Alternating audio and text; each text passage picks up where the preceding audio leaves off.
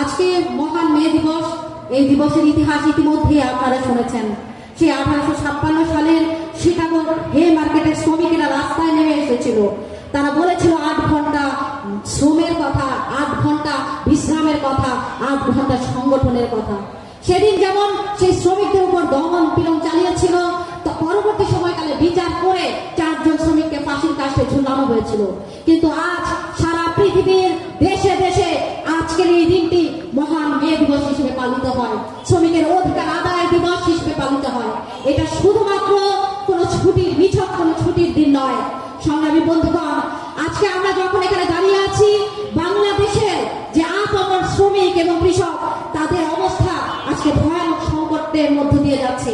আমরা দেখলাম ক্ষমতায় আসীন হওয়ার পরপরই এই ঢাকা শহরে যে সকল আমাদের হকার ভাইরা আছে, তাদেরকে এই সরকার তারা তাদের বাহাদুরি দেখিয়ে তারা উচ্ছেদ করে দিলেন।